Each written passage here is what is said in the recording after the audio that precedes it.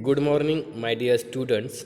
My name is Rasni Somnath, lecturer from Pravara Medical Trust, College of Pharmacy, Shivagaon. My subject is Human Anatomy and Physiology.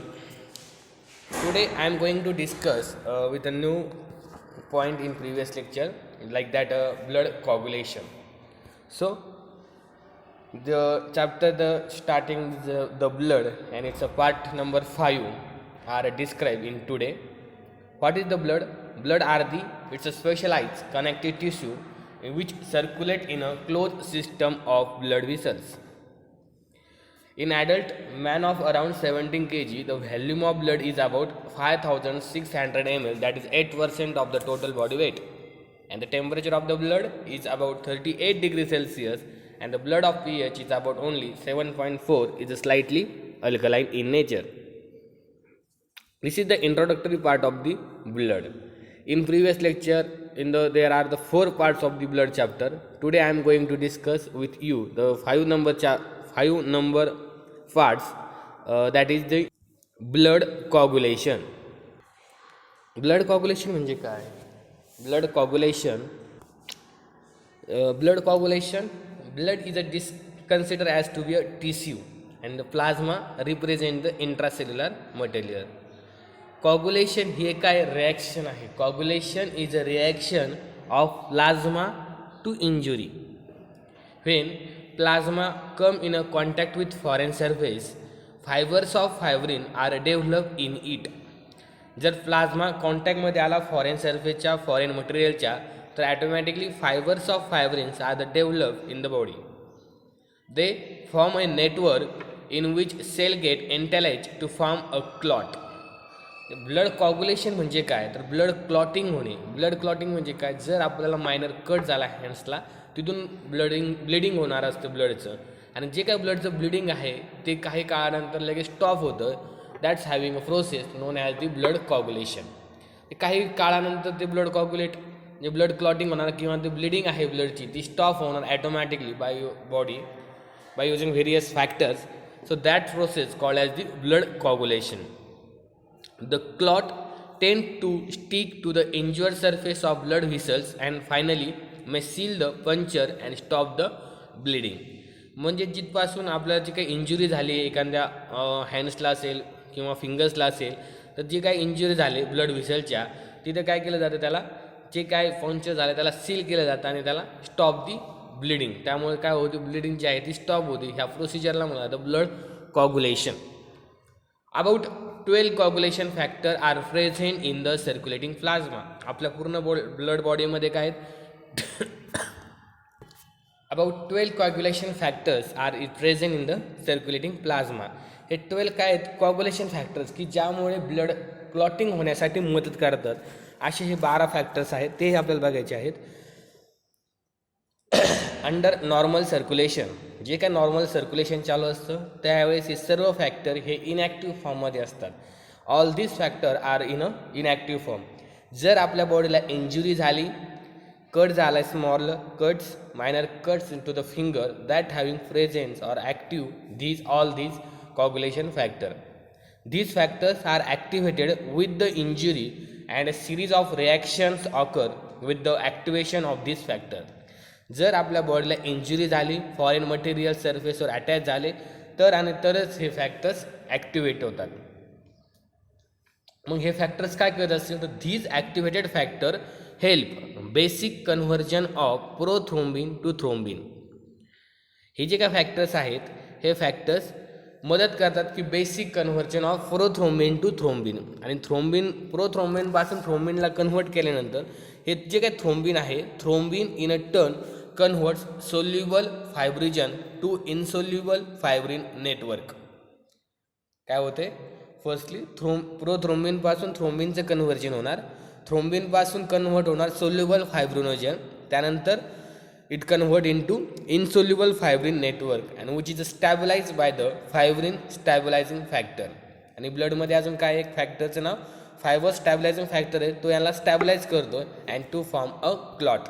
यानुसार clotting procedure होत असतो. Clotting म्हणजे काय, जे काय ब्लडचं bleeding चालू आहे ते स्टॉप होण्याची जी काय ऑटोमॅटिक प्रोसेस आहे बॉडीची, that having a blood coagulation. This is the list of coagulation factor. There are the 12 or 13 coagulating factor. That's the first, that is the fibrinogen. It's a first Roman. Then second prothrombin. Third tissue thromboplastin. Fourth calcium. Fifth accelerated globulin. Proacceleratin पण म्हटलं जातं त्याला. Then sixth number actually it's not, does not found. Then 7 serum prothrombin conversion accelerator. Then 8 anti-hemophilic globulin. 9 plasma thromboplastin components, that's a PTC or Christmas factor. Then Strout power factor. Then plasma thromboplastin antecedent. Then Hegman factor and last is fibrin stabilizing factor. हे जे काय chemicals आहेत हे coagulation factors आहेत. हे जे factors आहेत it is a help to that blood coagulation process. So first name, that is a fibrinogen, it's a first factor. Then prothrombin, third is the tissue factor or tissue thromboplastin म्हणलं जातं. Then calcium ions, fifth नंबरला म्हणलं जातं ॲसेलरेटिंग globulin किंवा pro ॲसेलरेटिंग किंवा liable factors. यानंतर 5 number नंतर 6 number आहे तो डज नॉट एक्झिस्ट झालेला आहे, आत्तापर्यंत सापडलेला नाही आहे. देन 7 नंबरला म्हणलं जातं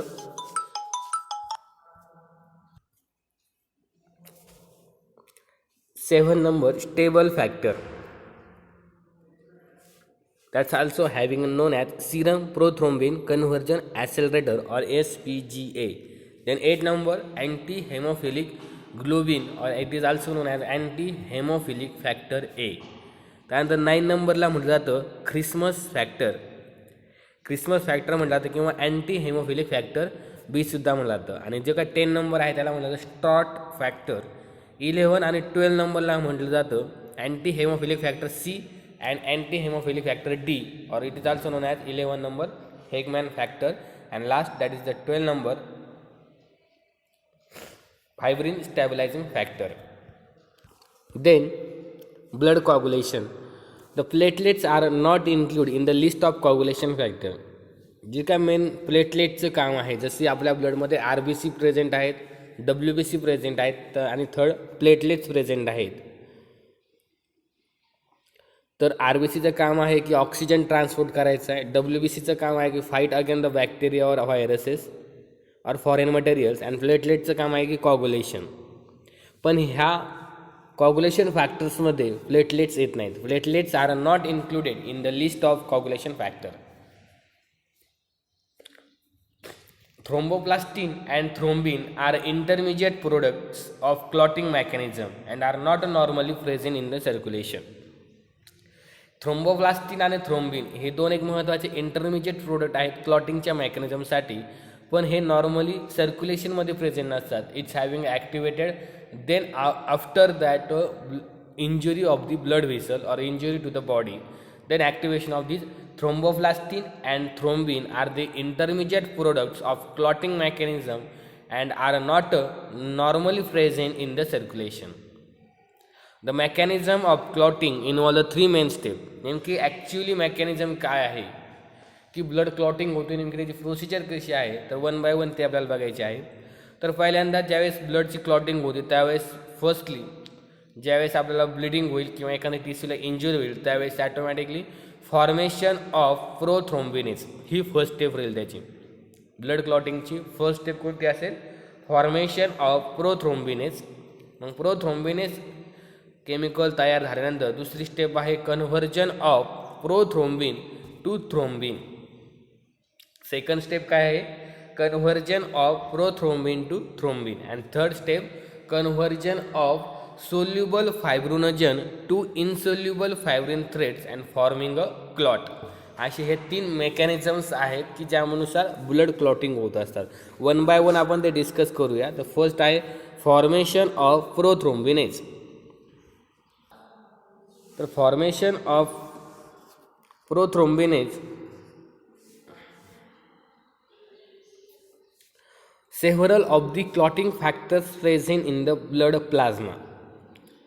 ब्लड प्लाझ्मामध्ये काय आहेत 12 किंवा several of the clotting factors are the present in the blood plasma and interact with each other to form prothrombinase. ज्यावेळेस हे सर्व फॅक्टर्स एकमेकांना इंटरॅक्ट होतील, जे काय 12 कॉग्युलेशन फॅक्टर बघितले आपण, ते ज्यावेळेस एकमेकांना इंटरॅक्ट होतील, each other having interaction to form a prothrombinase, त्यावेळेस प्रोथ्रोम्बिनेज तयार होईल. मग हे प्रोथ्रोम्बिनेज तयार होते, तर त्यासाठी this formation of prothrombinase is achieve by 2 basic pathway. Actually बरोबर आहे की ब्लड प्लाझ्मा ज्यावेळेस कॉग्युलेशन फॅक्टर इंट्रॅक्शन होतील त्यावेळेस प्रोथ्रोम्बिनेज होईल, पण this formation of prothrombinase is achieve by the 2 basic pathway, that is the extrinsic pathway and the intrinsic pathway.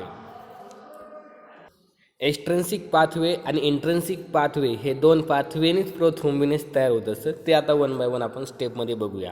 मग the extrinsic pathway, the term extrinsic pathway is a use because this pathway utilise a protein called as tissue factor.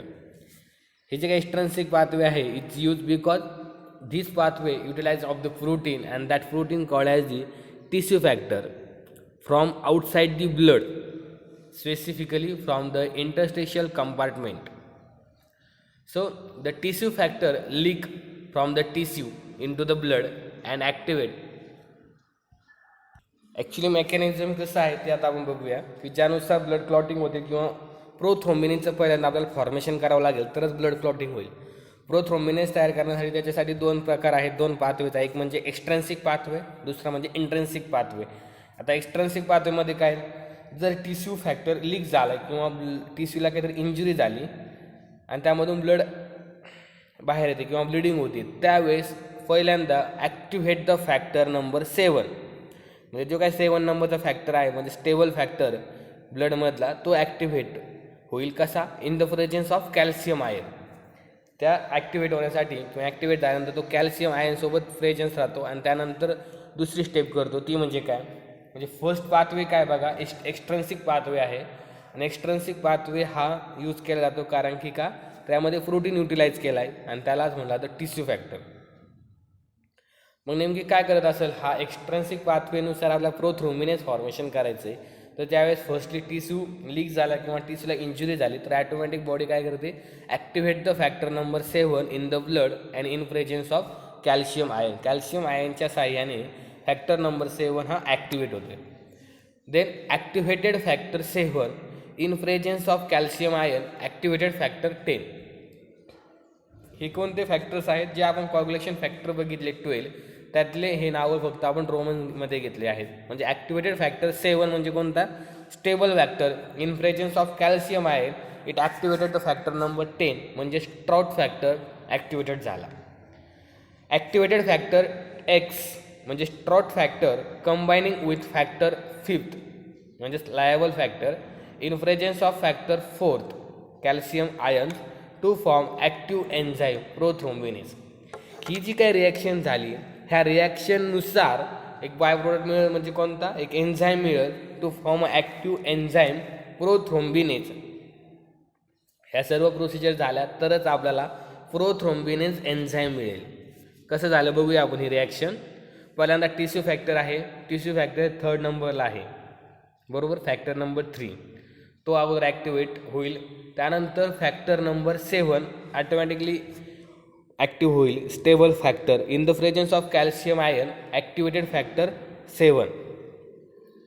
Calcium आयनच्या मदतीनेच factor number 7 हा activate होईल आणि activated factor 7 with presence of calcium ion activated factor 10. Calcium आयनच्या मदतीने परत factor number 10 हा का होईल, ॲक्टिवेटेड होईल आणि calcium ion plus factor number 5 यांच्या मदतीने प्रोथ्रोम्बिनेज नावाचं एक एन्झाईम तयार होईल.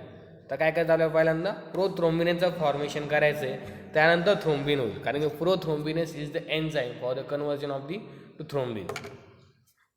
This is the extrinsic pathway for the formation of prothrombinase. पहिल्यांदा TCO फॅक्टर म्हणजे फॅक्टर नंबर 3 आहे, नंतर फॅक्टर नंबर 7 आहे. फॅक्टर नंबर 7 लगेच काय ॲक्टिवेट होत नाही, त्यामुळे त्याला कॅल्शियम आयनची गरज असते. Calcium ion in the presence having the factor number 7 it's activated factor number 7. Then activated factor 7 in the presence of calcium ion activate the factor number 10, and activate the factor 10 in the presence of calcium ion and factor number 5 it gives the prothrombinase enzyme. This is the extrinsic pathway for the formation of the prothrombinase by the mechanism of the blood clotting. It's the first step. Then second, the intrinsic pathway. आता intrinsic पाथवेमध्ये काय होतं आहे, ही जी काय process आहे intrinsic pathway, it is the complex and the slowing process. The activators for this pathway are located within the blood. जे काय ॲक्टिवेटर्स आहेत फॉर दिस पाथवेमधले is located within the blood and therefore the pathway is called as intrinsic pathway. जे काय activators आहेत ह्या ॲक्टिवेटर्स पाथवेच्या जवळ आहेत, त्यामुळे यांना इंट्रेन्सिक पाथवे म्हणलं जातं. ब्लड ट्रॉमा किंवा damage platelet and exposure to collagen fibre activate the factor number 11 म्हणजेच anti haemophilic factor C activate होतो. कधी जर ब्लड ट्रॉमा झाला आहे किंवा प्लेटलेट डॅमेज झाला आहे किंवा एक्सपोजर टू कोलॅजन फायबर, त्यावेळेस activate the factor number 11. Activated factor 12 it activate the factor number 11. जो काय 12 नंबरचा फॅक्टर ॲक्टिवेट झाला आहे तोच काय करतो 11 नंबर फॅक्टरला ॲक्टिवेट करतो. आणि activated factor 11 it active to the factor 9 in the presence of calcium ion. 9 नंबरचा फॅक्टर कोणता आहे, अँटी हेमोफिलिक फॅक्टर B याला ॲक्टिव्ह करतो. कोण, तर 11 नंबरचा factor. Activated factor 9 along with factor number 8 and platelets phospholipid in presence of calcium ion activate the factor number 10 म्हणजे stout factor हा ॲक्टिवेट केला जातो. आणि activated factor 10 combine with factor number 5 लायवल factor in presence of calcium ion to form active enzyme prothrombinase. अशा प्रकारे हे intrinsic पाथवेचं mechanism आहे की ज्यानुसार एन्झाईम प्रोथ्रोम्बिनेज तयार होतं. फर्स्टली काय होईल का ब्लड ट्रॉमा होईल किंवा डॅमेज होतील प्लेटलेट सर्व आणि एक्सपोजर टू कोलॅजन झालं तर 12 नंबरचा जो आहे फॅक्टर तो ॲक्टिवेटेड होतो 12 नंबरचा पहिल्यांदा. त्यानंतर 12 नंबरचा ॲक्टिवेटेड झाल्यानंतर 11 नंबरचा जो का फॅक्टर आहे तो ॲक्टिवेटेड होतो in the presence of calcium. आणि कॅल्शियमच्या मदतीने 9 नंबरचा एक जो का फॅक्टर आहे अँटी हेमोफिलिक फॅक्टर B म्हटलं जातं त्याला, तो ॲक्टिवेटेड होतो. आणि तो ॲक्टिवेटेड झाल्यानंतर कॅल्शियम आयन आणि 8 नंबरच्या फॅक्टरनी 10 नंबरचा फॅक्टर हा ॲक्टिवेटेड होतो. आणि 10 नंबरचा जो काय फॅक्टर आहे त्या 10 नंबरच्या फॅक्टरने in the presence of number factor 5 आणि कॅल्शियम आयन ह्या दोन्हीच्या कॉम्बिनेशननुसार प्रोथ्रोम्बिनेजचं कन्व्हर्जन होतं किंवा फॉर्मेशन होतं प्रोथ्रोम्बिनेजचं. This is the reaction of intrinsic pathway for the formation of active prothrombinase. हे जे काही एन्झाईम आहे हे एन्झाईमला क्रिएट करण्यासाठी हे 2 पाथवे यूज केले जातात. एक म्हणजे एक्स्ट्रेन्सिक पाथवे आणि एक म्हणजे intrinsic pathway. Then conversion of prothrombin to thrombin. First step काय होती आपली, फॉर्मेशन ऑफ प्रोथ्रोम्बिनेज. हे जे काही एन्झाईम आहे ते एन्झाईम आपण तयार केलं आहे. आता आहे प्रोथ्रोम्बिनचं थ्रोम्बिनमध्ये कन्व्हर्जन करायचं. Thrombin which convert the fibrinogen into fibrin is not present in the plasma. It is formed from prothrombin. Prothrombin occurs in a plasma in a concentration of about 50 mg/%. Thrombin is a albumin. It's a smaller molecule, whereas prothrombin it's a globulin. It's larger molecule. Once thrombin is formed, it itself can accelerate further conversion of prothrombin into thrombin. Prothrombinase from the extrinsic and intrinsic pathway act upon prothrombin and convert into thrombin. जे काय prothrombinase आपण formation केलं त्या formation झाल्यानंतर एन्झाईमचं प्रोथ्रोम्बिनपासून convert होतं हे थ्रोम्बिनपर्यंत in the presence of sufficient quantities of the calcium ion. Platelets also play an important role in the conversion of prothrombin to thrombin. ह्या प्रोथ्रोम्बिनचं थ्रोम्बिनमध्ये कन्वर्जन करण्यासाठीच आपल्याला एन्झाईम लागतं कोणतं, प्रोथ्रोम्बिनेज. आणि हे एन्झाईम आपण कुठून भेटले आपल्याला तर एक्स्ट्रेन्सिक आणि इंट्रेन्सिक पाथवेमधून आपल्याला भेटलेला आहे. Prothrombin is a form continuously by liver. हे जे काय प्रोथ्रोम्बिन आहे हे लिव्हरपासून आपल्याला फॉर्मेशन होतं and continuously use through the body for blood clotting. हे जे काय प्रोथ्रोम्बिन आहे, prothrombin it's a formation by the using of liver continuously and continuously use throughout the body for blood clotting. यासाठी vitamin K महत्त्वाचं आहे. Vitamin K is required by the liver for the production and normal formation of prothrombin. ह्या प्रोथ्रोम्बिनमुळेच blood clotting होते. ह्या blood आपण प्रोथ्रोम्बिनच का तयार केलं आहे, का फॉर्मेशन करायचं होतं प्रोथ्रोम्बिनपासून थ्रोम्बिनपर्यंत. हे प्रोथ्रोम्बिन कोण तयार करते, तर प्रोथ्रोम्बिन हे लिव्हर तयार करते आणि कंटिन्युअसली यूज पण करते throughout the body for blood clotting. पण vitamin K is required by the liver for the production and normal formation of prothrombin. Thrombin, which is a form from prothrombin, causes polymerization of fibrinogen molecule into fibrin fibers. Normally, fibrin is not present in the plasma. Its precursor fibrinogen is present in plasma in a concentration of about per 500 milligram per dl. It is formed by the hepatocyte. जे काय फायब्रोनोजन आहेत हे फायब्रोनोजन कोण तयार करतात, हेपॅटोसाइटच्या sale फायब्रोनोजन तयार करतात. Fibrin monomers have a automatic capability to polymerize. Therefore, many fibrin monomer molecules polymerize within a second into long fibrin fibers. This is the fibrin fibers are strengthened by the fibrin stabilizing factor. आता ही जी काय step आहे thrombin to thrombin conversion झाले आणि third step होती की soluble फायब्रोनोजनपासून insoluble fibrin thread तयार करायचे आणि जे काही थ्रेड्स तयार झाल्यानंतर एक कोटिंग तयार होईल किंवा एक फायबर्स तयार होईल ज्यामुळे त्याला स्टेबिलिटी राहील. ही स्ट्रेंथ वाढण्यासाठी फायब्रिन स्टॅबिलायझिंग फॅक्टरचा यूज केला जातो. The fibrin stabilising factor itself is in inactive form and require activation. The thrombin also perform the function of activating the fibrin stabilising factor.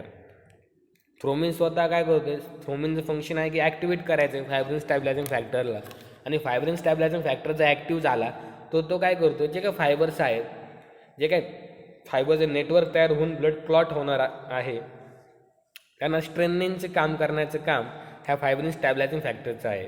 When activated the fibrin stabilising factor causes covalent bonds, that is the multiple cross linkage between the adjacent fibrin fiber and adding a strength to the fibrin meshwork. आणि काय त्याला होईल, एक network तयार होईल, एक meshwork तयार होईल फायब्रिनची आणि त्याला स्ट्रेंथ देण्याचं काम ह्या फॅक्टरचं आहे. त्यामुळे काय होईल, ब्लड क्लॉटिंग होईल.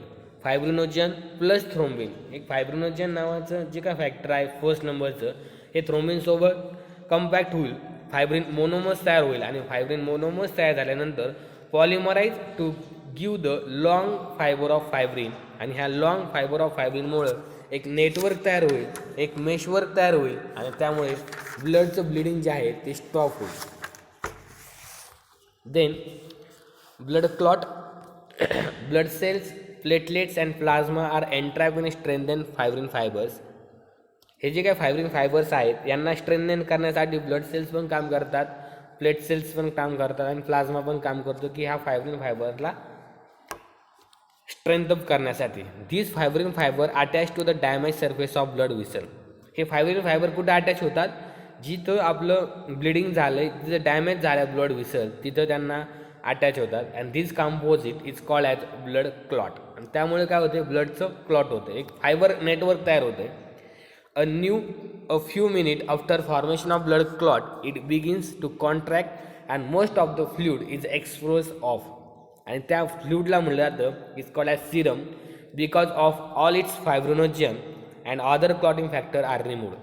त्यामध्ये फायब्रोनोजन आणि क्लॉटिंग फॅक्टर रिमूव्ह होण्यासाठी तिथे एक सिरम नावाचा काय तयार होते, केमिकल तयार होते, एक फ्लुइड तयार होते आणि ते रिमूव्ह केले जाते. Plasma different from serum, plasma वेगळं आणि सिरम वेगळं in a way that plasma coagulate where a serum and does not because of lack of clotting factor. This is all about the blood clotting. मग आता disorders related to platelets आणि clotting, तर दोन प्रकारचे disorder आहेत ते आपल्याला बघायचे आणि हा चॅप्टर मग संपेल. डिसऑर्डर रिलेटेड टू प्लेटलेट आणि क्लॉटिंग. फर्स्ट आहे डिसऑर्डर थ्रोम्बोसायटोपेनिया. आता थ्रोम्बोसायटोपेनिया म्हणजे हा डिसीज कशाचा रिलेटेड आहे, तर thrombocytopenia it is the disorder where the platelets count fall down leading to bleeding into the skin and internal organ. Thrombocytopenia म्हणजे काय, decreases the platelet cells. Platelets जे आहेत ब्लडमध्ये प्रेझेंट त्यांचं जे काही कॉन्सन्ट्रेशन आहे ते कमी होणं, म्हणजे कशामुळे होत असेल, the bleeding into the skin and internal organs. किंवा thrombocytopenia may be causes either by failure of bone marrow. Bone marrow failure झाल्यावर सुद्धा थ्रोम्बोसायटोपेनिया नावाचा डिसीज किंवा डिसऑर्डर होऊ शकतो, to produce the platelets or by excessive destruction of platelets in a spleen. The major symptoms including of these disorder that's a easy brushing, a rash of many tiny red dots on the skin or large purple patches, sometimes heavy nose bleeding and many times bleeding gum. This is the symptoms of the thrombocytopenia disorder. In women, it may be associated with heavy menstrual bleeding and even the chances of stroke are increases due to the bleeding in the brain. This is the thrombocytopenia disorder. Thrombocytopenia म्हणजे काय, त्यामध्ये platelet जे आहेत त्या कमी होणे, decreases the count और concentration of platelet in the our body. म्हणजे कशामुळे होत असेल तर bleeding into the skin and internal organ, किंवा failure of bone marrow to produce the platelet and excessive destruction of platelet in the spleen. अशा प्रकारे thrombocytopenia होऊ शकतो. त्यानंतर सेकंड डिसऑर्डर आहे हेमोफिलिया. तर haemophilia it's a disease refer to inherited deficiencies of blood clotting factor which causes excessive bleeding. हे जे काही 12 कॉग्युलेशन फॅक्टर आहे हा जेनेटिकली जर यामध्ये डेफिशियन्सी असेल तर ब्लड क्लॉटिंग फॅक्टरची जर डेफिशियन्सी असेल तर ही हेमोफिलिया नावाचा डिसऑर्डर होऊ शकतो. Normally when a small injury hill in short span of time, जे स्मॉल इंजुरी झाले तर शॉर्ट कमी वेळामध्ये ती इंजुरी भरून येते. पण in case of haemophilia the bleeding with minor cut may be continuous for hours or days. जर हे ब्लड क्लॉटिंग फॅक्टर जर बॉडीमध्ये प्रेझेंट नसेल तर कंटिन्युअसली जर एखादा शॉर्ट कट झाला आहे, मायनर कट झाला आहे, तर कंटिन्युअसली ब्लडचं काय होईल, ब्लिडिंग होईल. त्या डिसीजला म्हटलं जातं किंवा त्या डिसऑर्डरला म्हटलं जातं haemophilia. However haemophilia affect only males. Haemophilia शक्यतो मेललाच होतो, because this disease is a carried by the women in her genes but is never suffer. कारण की जेनेटिक डिसऑर्डर आहे हेमोफिलिया, ज्यामध्ये ब्लड क्लॉटिंग फॅक्टर जर प्रेझेंट नसतील किंवा त्यांची डेफिशियन्सी असेल तर हेमोफिलिया नावाचा डिसीज होऊ शकतो. The disease is causes due to deficiency of proteins involve in the blood clotting. This disease is cause due to the deficiency of proteins involve in the blood clotting. Factor number 8 is absent in haemophilia. Haemophilia डिसऑर्डरच्या वेळेस factor number जो काय 8 आहे it's absent and major complication including easy bruising, sudden painful swelling of the muscle as well as joints because of this internal bleeding, and blood is many times observed in urine, and injury is always associated with prolonged bleeding. This is the hemophilia disorder and all of that are covered in this chapter. Thank you so much.